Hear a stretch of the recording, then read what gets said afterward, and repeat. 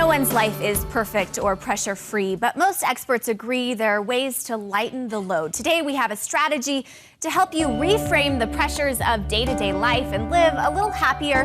Studio 5 relationship coach Dr. Matt Townsend joins me now. So we're talking about reframing, and I don't know what that means. I know, nobody does. It's so weird. What are you all doing with your lives?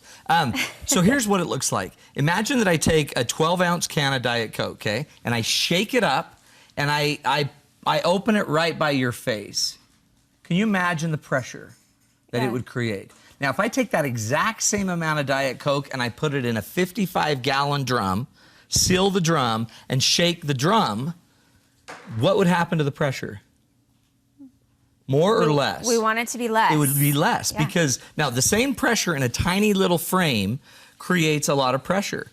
But the same contents in a big frame creates less pressure. So part of what we want to teach people is how to change your frame or how you think things or how you frame life so you feel less pressure. And the rule is if you want to decrease the pressure, you must increase the capacity of the container.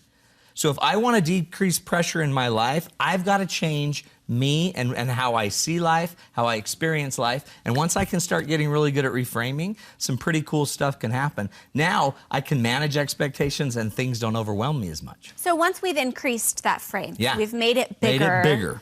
What are some strategies? Okay, this is huge. One of the first things that we want to do to get a bigger frame is to make sure that we have our big picture down.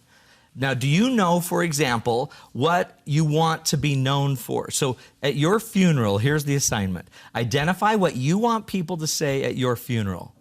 Do you want them to say, oh my gosh, she looks so hot in fuchsia? Oh my gosh, what do you want them to say? Because if you don't know, then how do you make decisions every day? How do you know if you should take your kid to the park or just sit and read with them, or whether you should clean your house today or what you should do? So one of the best reframes is to know what your big picture looks like, and then make sure that all the little things you're doing in life add up to that big picture. Research shows a lot of people are stressed out of their heads because they're doing stuff that they don't really think matters in their big picture of life. And that's going to add pressure. So once you know what your big picture is, it makes it easier to say no to things.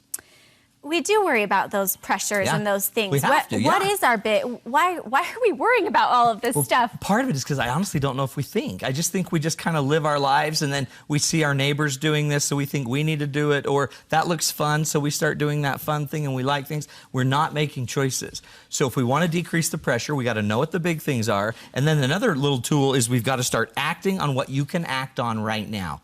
The research shows when you have a lot of stress and a lot of issues, if you would just act on it, do something toward your goal, do something toward the thing that creates pressure for you, the research would show that you would actually start to eliminate or alleviate some of the stress. What stresses us is having a million things to do, not knowing how to prioritize it, and then not doing any of it. And a lot of us start operating from the bottom of our list. Instead of doing the thing we've always said we need to do, we just make up another thing to do and we put it at the bottom of the list and we check it off and we think that's the same.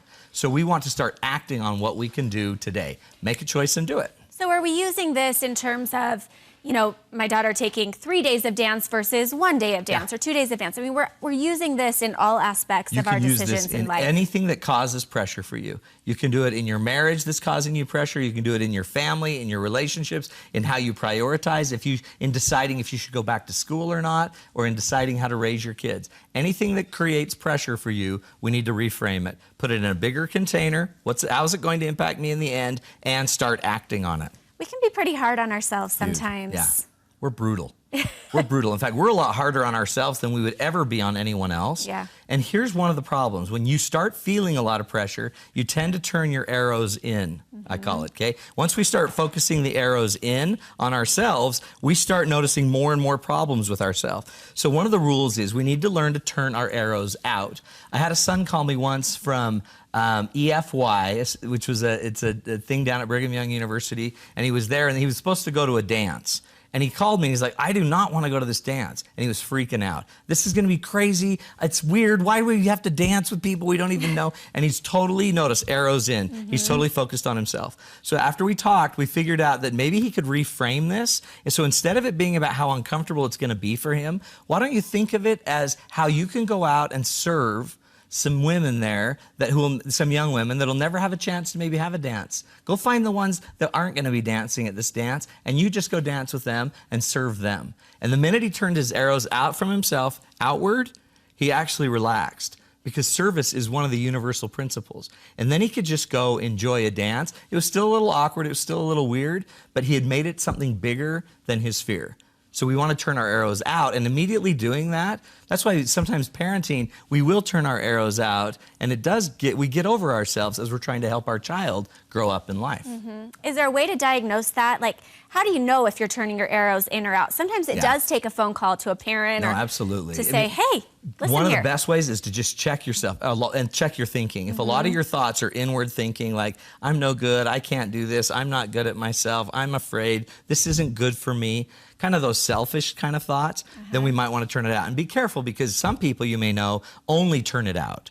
They never take care of themselves. So we have to actually make sure we're taking care of two things, right? We have to make sure that we're taking care of the lamp and putting oil in the lamp ourselves, and we also have to make sure that we're using the lamp to serve others. And then savor the victories. Savor the times when you do it well. That's right. A lot of us, because we're kind of perfectionistic, we don't focus on the things that actually we're doing well. We always are focusing on what we're not doing well. And the research shows when you always focus on things that you're not doing well, you tend to feel worse. You tend to not feel healthy. So that's where the pressure comes from. So I want you every day to sit at the end of the day and identify 3 or 4 or 5 things that worked today.